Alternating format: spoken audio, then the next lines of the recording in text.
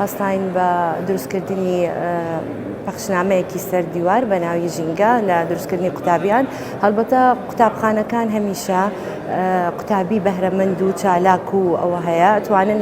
بەشداری بکەن لەم جۆرە پێشەنگانە. ئێمەش بە خۆشحاڵیەوە بەشدار بووین دەستی بەڕێوەبەراتی دەستی هەولێر خۆش بێت ئەگەر چالاکی قوتابخانەکان. پەخشنامەی ئارت یعنی هونەری باس لە پەخشنامەی هونەری دەکات. ئێمە بەخۆ مامۆستایەکەمان ئەم وێنەمان کێشاوە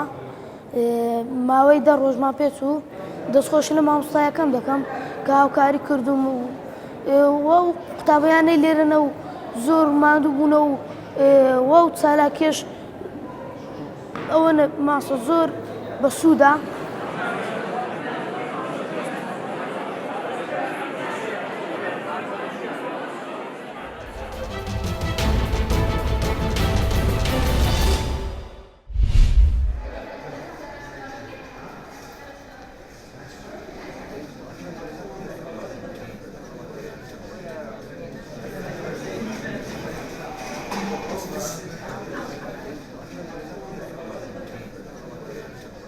هر تشتێک هات بە هەزرامەیان کارتێکردن من کردبە متنویسین پشتینگەم بریاردا ئەز van نویسینە هەمیە کۆڤەکەم بکەمە کتێبەک ڕاستی gelek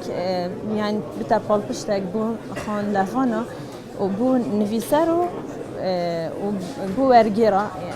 yani mirov şêtin karekî wisa biketin kitêbekê dirist ketin û ev pêşangeha yani bite pêşandan li va pêşangeha û bite ber destê xandevana.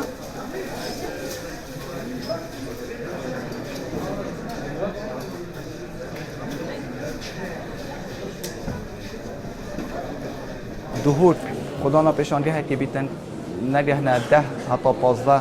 دستگاه یا پرتوخانه رو پشکداری دوی پیشانگه دا بکن چه پرتوخانه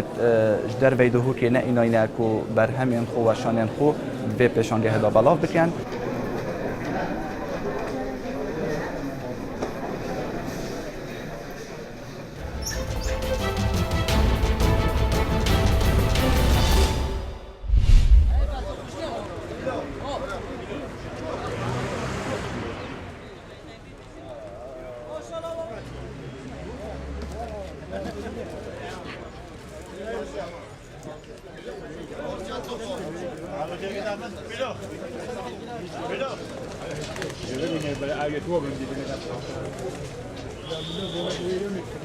سنتر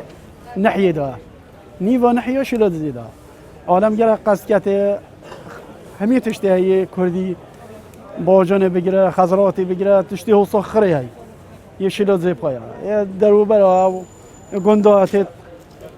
افتشته خری یه منطقه